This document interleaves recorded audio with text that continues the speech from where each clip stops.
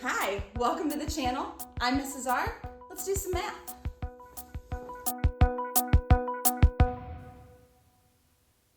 Today we're going to talk about domain and range of relations and functions.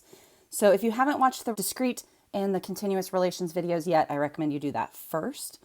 But the next step in analyzing your functions or your relations in your algebra class is to talk about the domain and the range of that function or relation. So first thing, let's get our definitions out of the way. Domain is the set of all possible inputs in your relation, and the range is the set of all possible outputs. So in one of our discrete relations, this is actually really easy because you already see the list of inputs and you see the list of outputs. You just have to label them domain and range.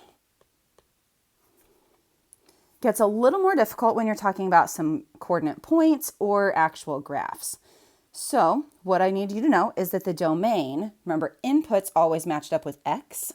So domain is going to have to do with your x values. And then the range, the output always had to do with y, and that's going to still be the case. So domain is the set of all possible inputs or x values.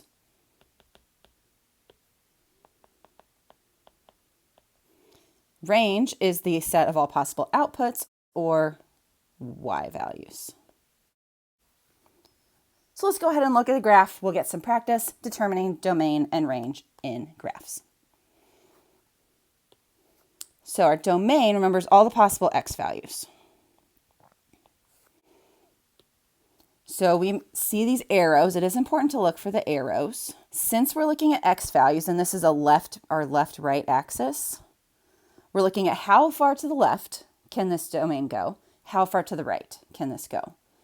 And since we have those arrows pointing up and to the left or up and to the right, they're going to go on forever to the right and the left. That means there's two different ways you can write this. You can say this is all real numbers because this is going to go forever. You could literally put any kind of x value in here. So you could say all real numbers. You could abbreviate that.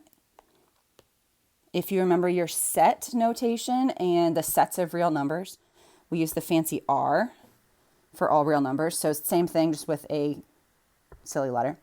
Then there's another we can do this called interval notation. So interval notation basically gives the lowest number, an inequality sign, an x, another inequality sign, and then the highest number. And since we're going on forever, we could actually go in the negative direction to infinity. Now, negative infinity isn't really a thing. This just shows we could keep going forever in the negative direction. And that number is always going to be less than or equal to our x's. And x is always going to be less than or equal to whatever the highest number is. In this case, we could keep going to infinity. So 3 different ways we could represent that. Usually in these, you'll be seeing some interval notation. But sometimes if you do get that all real numbers idea, you can write out all real numbers or put the fancy R. Then when we look at the range, y is our up and down axis. So really we're focused on how far up can this graph go and how far down can this graph go. The arrows we were looking at before for our left and right also go up though. So we can go up forever. Up to infinity. It's just a little note I'm going to make to remind us. Think about going down. When we look down, we're looking down, tracing this graph. How far down does it go, right? At some point, it stops and goes back up. You see that right here? It stops and goes back up. It never gets lower than -2. So it can go up to infinity, but it only goes down to -2. So here's where that interval notation really comes in handy. We're going to say our range, our lowest number is -2. Now this is continuous there. That -2 point does exist. You may remember from your inequalities where there was an open circle, and this is not an open circle. So we can include -2, so we'll put less than or equal. We're going to put a y there this time. Sometimes you might use f of x. That's function notation. It means the same thing. It's your y coordinate. We're just looking at a graph that's labeled with y, so we're going to use the y notation.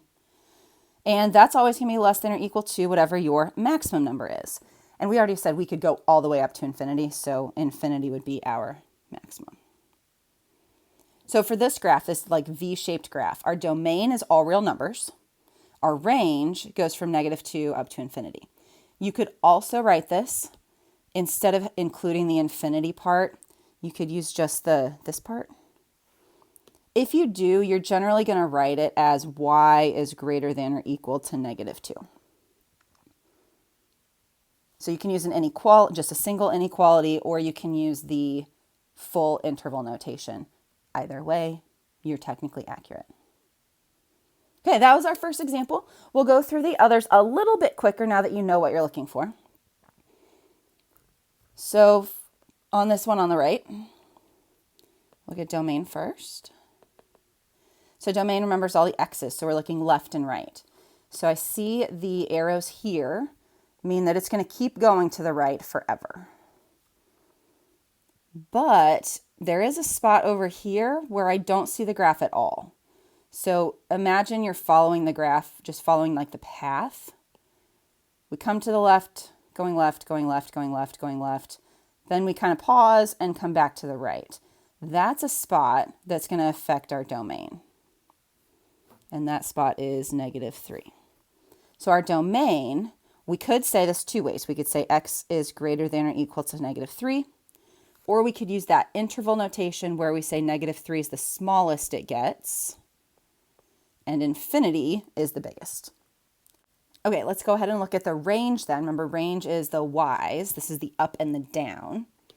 So considering those arrows again, they are kind of going up, mostly to the right, but they are going up also. So we're going to be able to go up all the way to infinity. The arrow says just keep going. And then the other arrow, it is going to the right, but it's also going down, which means we're going to be able to go down to -infinity. Well, down to infinity in the negative direction. But there's no stopping it then, right? Which means our range here, we could say all real numbers, or we could use that interval notation, -infinity to +infinity. Either way, and then we have our domain and range for that one. Got two others to look at here for us. Let's look at domain first on this graph. So remember, x, domain is left and right. So if you imagine tracing this graph, there is an actual start point over here on the left. There's nothing over here in this -6, -8 area. So that's definitely our start. Then we kind of follow the graph. How far to the right does it go? We're still kind of traveling to the right, still kind of traveling. And then we stop. And we stop at 4. This would be our domain. We start at -6. And we go to 4. And something like this, where it does have a definite start point, it does have a definite stop point, this is kind of going to be your go-to notation. You're not really going to want to use a combination of other inequalities. You're just going to use that interval. But then we need to talk about the range. How high up and down does this go? So if we look at the down number first, just because we're going to write that first in our interval notation, I do see that there's this gap between the graph, between the plotted graph and the bottom of the grid, right? So our lowest spot is right here. And that lowest is -7. Then we trace the graph, right? How high up do we go?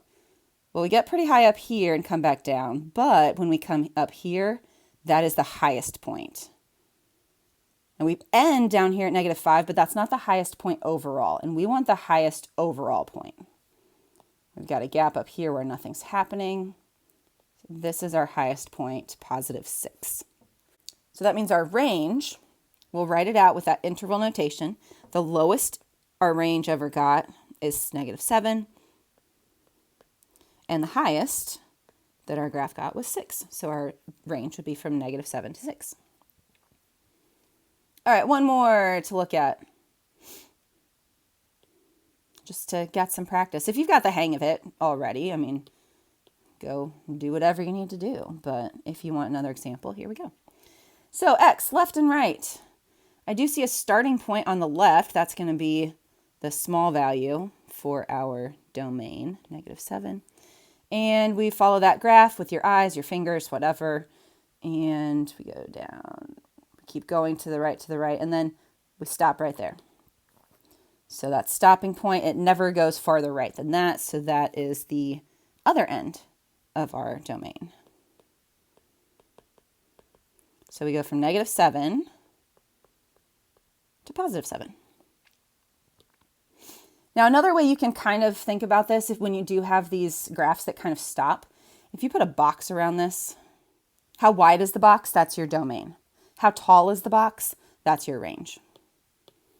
So the highest point in this graph is at 6, and the lowest point is at -2.